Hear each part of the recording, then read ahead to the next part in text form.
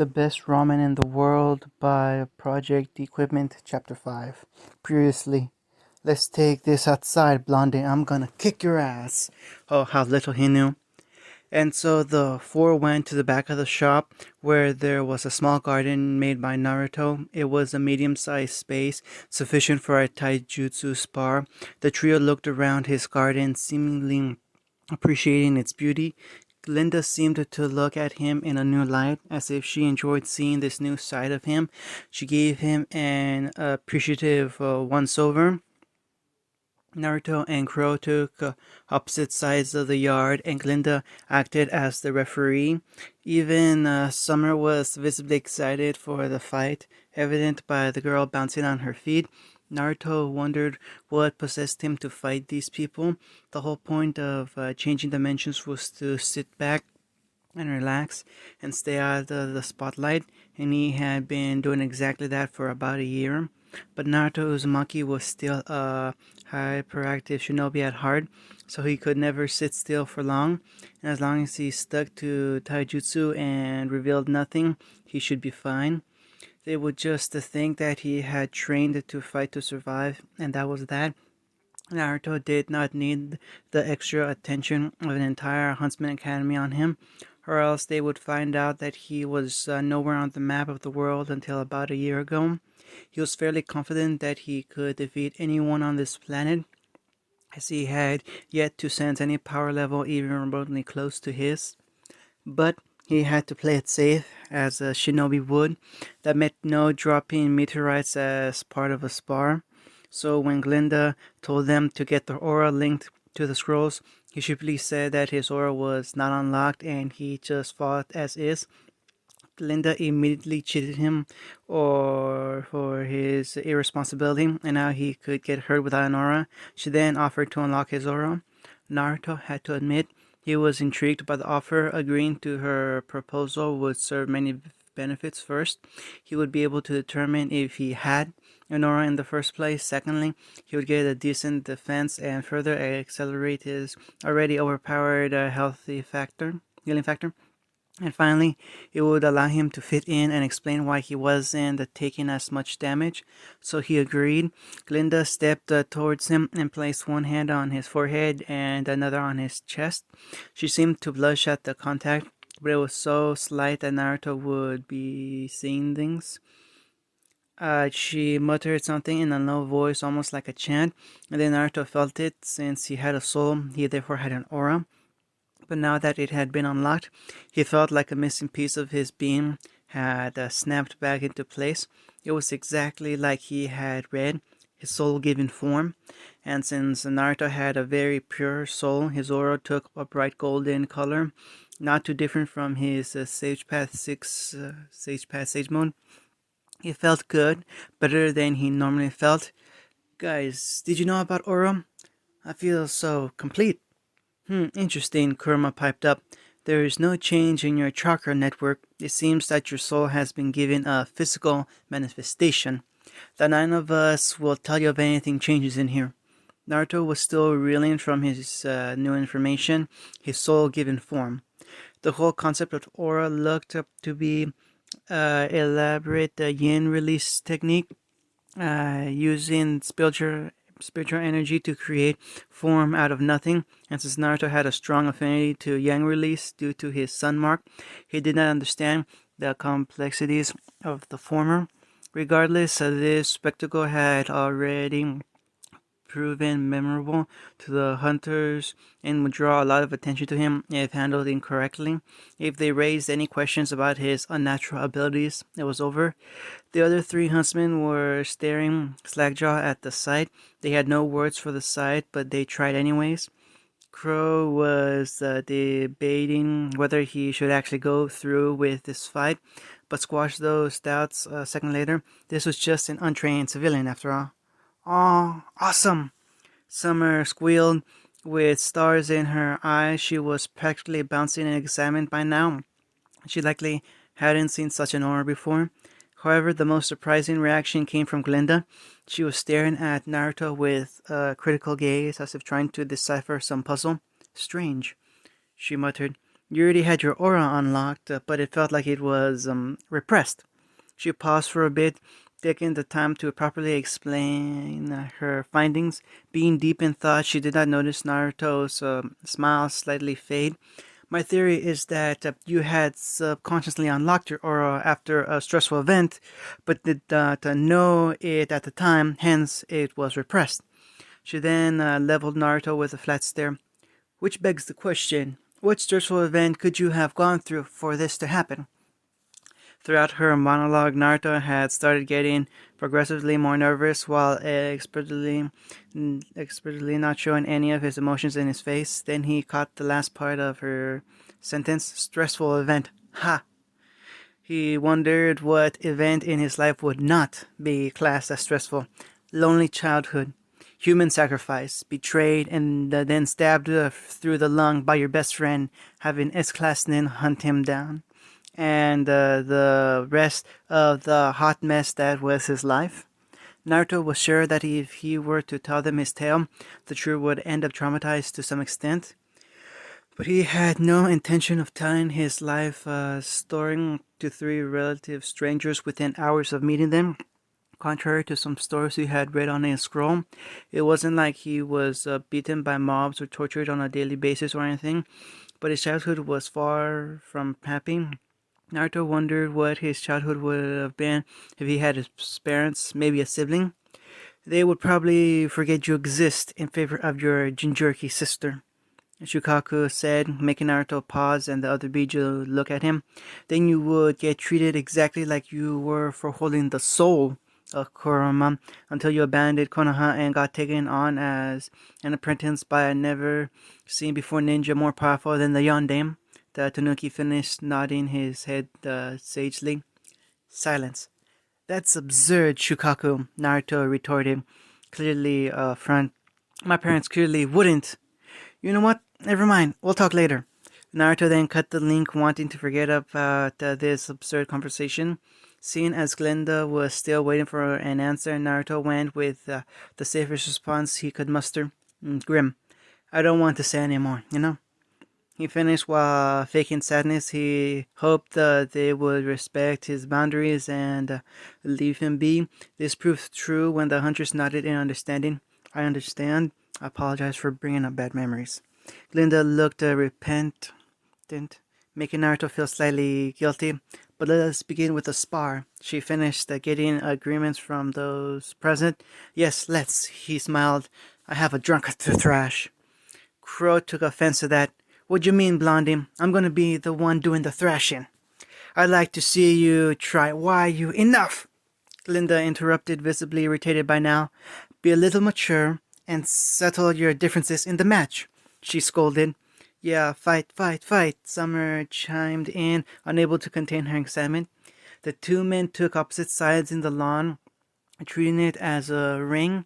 Their aura levels showed up in their respective scrolls, both bars full. Naruto, unsurprisingly, had almost twice as much aura as Crow did, and did not like it one bit. Having any attribute of his recorded and on display to everyone always made him angsty. The two opponents shook hands before facing off, and none of the hunters noticed. A black seal briefly flared into Crow's palm. 3, 2, 1, begin. Glinda shouted and leaped out of the way. Both fighters stood completely still for a few moments, gauging each other for potential threats. While Crow was gogging Naruto for threats, while said blonde simply stood there with his hands in his pockets, looking incredibly disinterested. Crow, of course, interpreted as Naruto looking down on him and rushed the blonde in a burst of speed. Even though his semblance wasn't related to speed, Crow was still one of the fastest huntsmen in Vale, which was why he was surprised when his attack hit air. Crow balked when Naruto suddenly disappeared and immediately got on guard. If this guy could disappear out of his sight, then he must be incredibly fast. He was given no time to think as he reflexively dodged the punch that would have hit him square in the nose. Ducking low to avoid being hit, Crow was yet again met by a low kick meant to take out his knees from under him. Barely managing to dodge the second blow, Crow created some distance between them. Ha! You might just force me to try, Blondie. Kuro declared, hotly hoping to get a rise out of his opponent. If Naruto took the bait and rushed in angrily, Kuro would win. Any insult to his ego would surely rile up the buffoon. Sorry, you say something? Naruto replied nonchalantly, his hands in his pocket. Why you? Suffice to say, Kuro was the one who got riled up instead.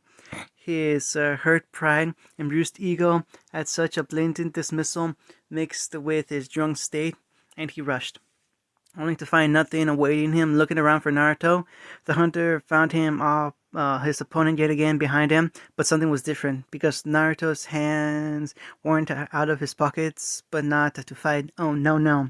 The blonde was eating ramen, miso ramen at that, which was steaming hot, signifying the fact that it was freshly made. When did you even make that? Crow crowed indignantly. This shopkeeper was really grating on his nerves. He was not met with a response. The two female spectators had dumbfounded looks on their faces.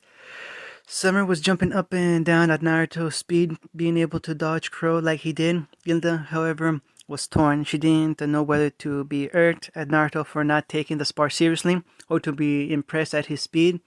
This went on for quite a few minutes, Crow trying to hit Naruto, while Naruto simply dodged around the hunter's hits. This was all well and good, but Naruto wanted to finish this before he ended up either killing Crow or revealing something by accident. It helped that Crow was not in top shape and getting tired. He could downplay his win as a result of Crow being drunk. But now, time to end this. Suddenly Naruto appeared in front of Crow, grabbing his right arm mid-punch. No one inquired where the ramen went to invest it in the spar. Since Naruto had a vice grip on Crow's arm, the hunter could do little else than tank the hit he knew was coming. Crack! The hit came with such force that Crow's aura could barely protect him. It was a brutal punch delivered directly to the man's solar plex. Aura groaned and struggled against Chakra, and Chakra ultimately won. Crow had the wind knocked out of him and collapsed in a heap. Crow's aura was dangerously in the red and Naruto's was full. There was a clear winner. Victory goes to Naruto, Glinda announced, trying and failing to keep the surprise out of her voice. Even Summer had gone oddly still. Naruto was about to ask if she was okay when suddenly, "Woo!" Summer exclaimed, bounding over to Naruto and getting in his face. "You were so cool," she fired off. "You're all like, wow, pow, and where did the ramen come from, and..." She was cut off by Glinda, who placed a hand on the excitable young woman's shoulder. "What Summer means to say, Naruto, is that we were surprised to see you win," she said while pushing up her glasses. "Crow is a prominent huntsman, and defeating him is no small feat," she finished with a self-satisfied look on her face. "She must be enjoying the sweet retribution," Naruto mused. He was probably drunk, you know," Naruto replied, scratching the back of his head. "And I've always been really fast. Nothing special, really." He finished using a subtle genjutsu to drive home the fact that it was indeed nothing special. Naruto wasn't totally against using the Sharingan, unless savory people.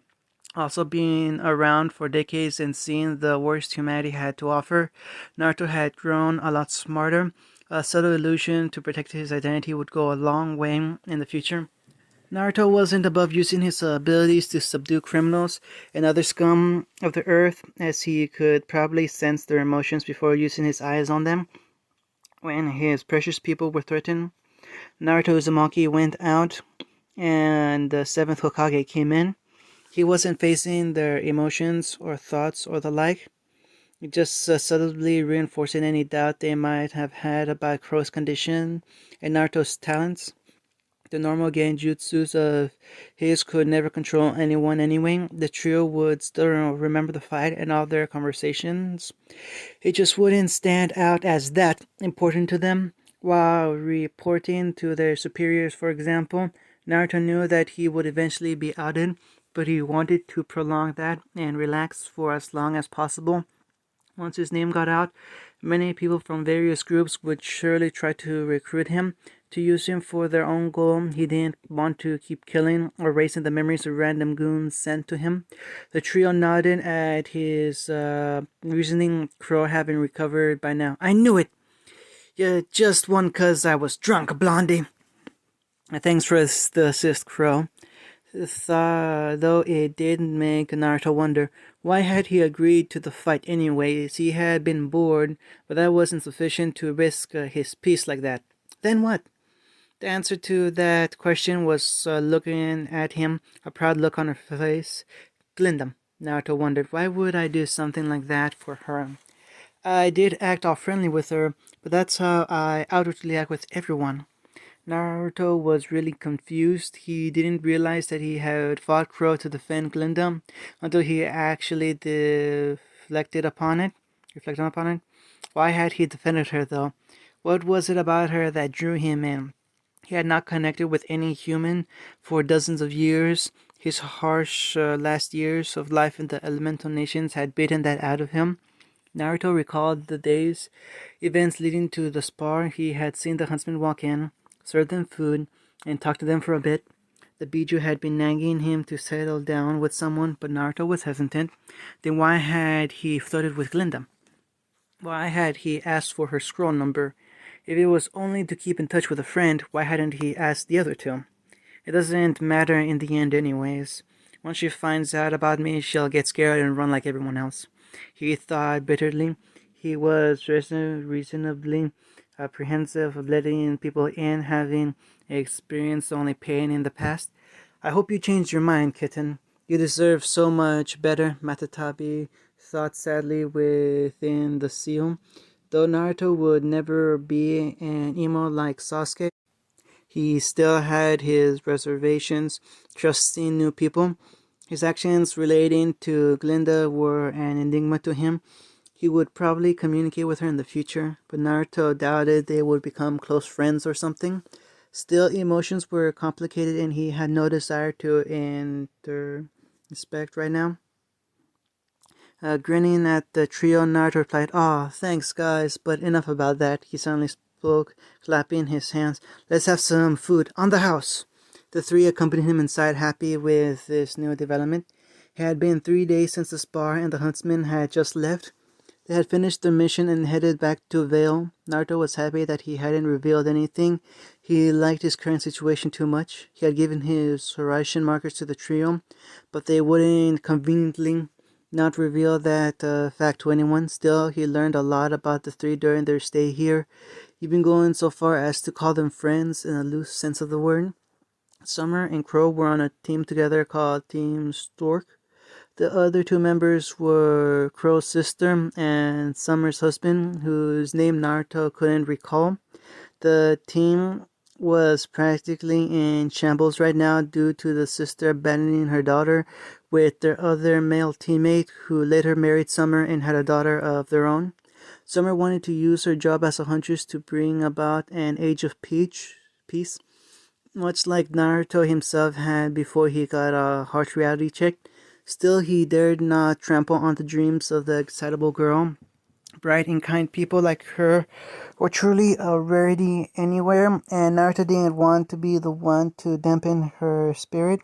She was a boisterous girl, and she readily told him about her ability in an effort to get a spar with him. Her semblance was speed-related, and she could achieve high speeds and disappear in a blur of rose petals. Whenever she used it, her weapons were twin short swords, which apparently turned into guns called Petal and Leaf. Her eyes were silver in color, which Naruto had strangely not seen on any other person in Remnant. They gave him a weird feeling, kind of like an inactive Sharingan. He knew better than to ask, though.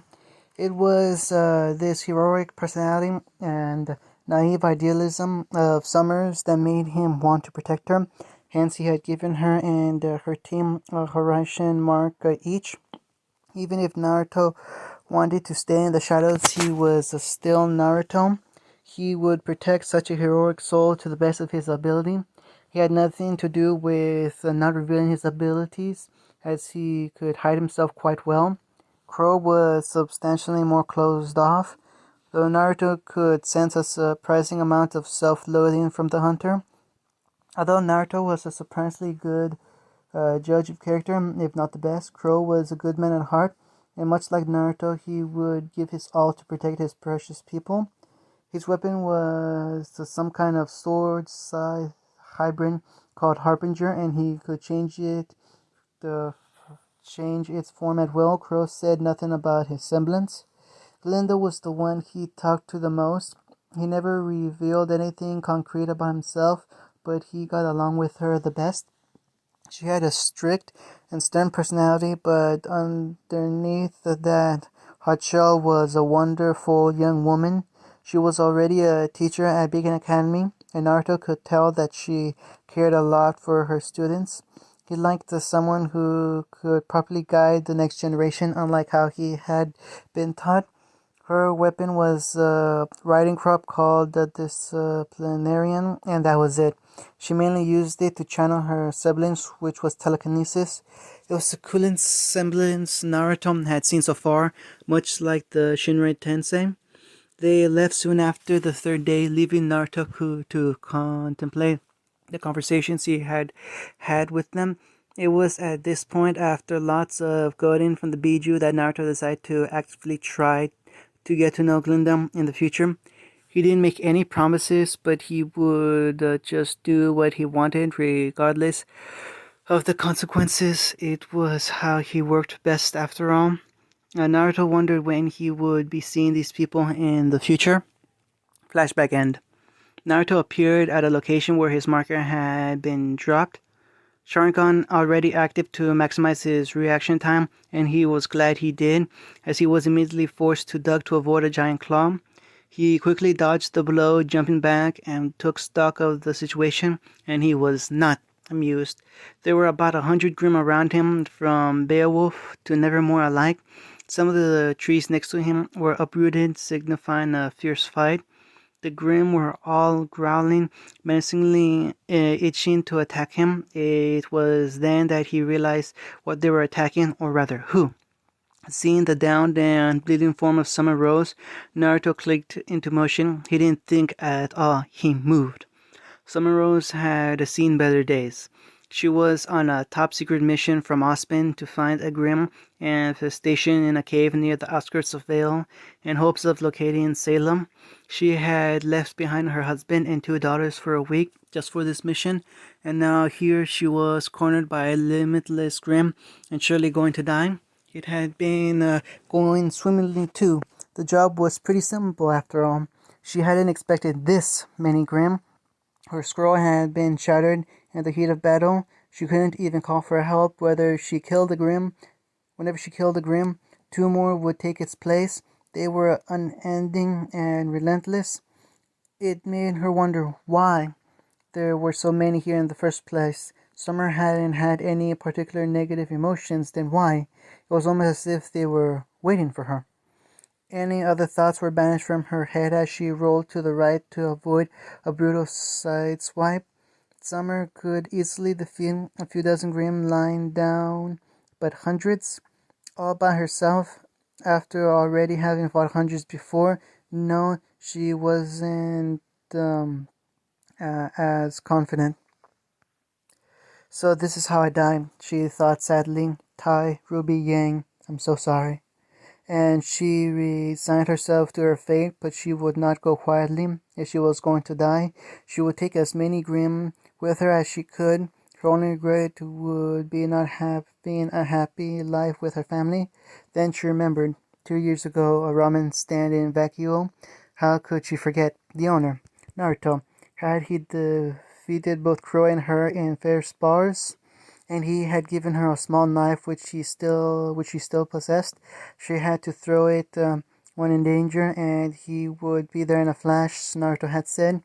Not bothering to question why she had suddenly remembered this fact, Summer fished out the small knife from her holster, prayed to the gods, and threw it. When Naruto saw the broken and bleeding huntress surrounded by Grimm, his brain went on autopilot. All thoughts of hiding his abilities went out of the window, his sole focus being the safety of Summer. However jaded he might be, Naruto Uzumaki would never allow a good person to die on his watch. For the sole purpose of hiding his powers, he wasn't and would never be that kind of person. Kagebunshin no Jutsu. The newly created clone instantly appeared at Summer's side, already healing her with his Yang Seal. Now that she was in safe hands, it was time to deal with these pests. Naruto scanned the situation for the optimal way to end this fight. He was flanked by Grim on one side. Summer had been backed up against a wall. That was convenient. There would be no need to divulge his more nuanced attacks. Thinking of the name of the technique, Naruto took a deep breath and held two fingers in front of his lips. Exhaling with a mighty roar, he shouted out his technique, Katan Goka Mekiyaku, fire release, great fireball annihilation. The torrent of flames spewed forth from his mouth, much to the shock of the recently recovered Summer.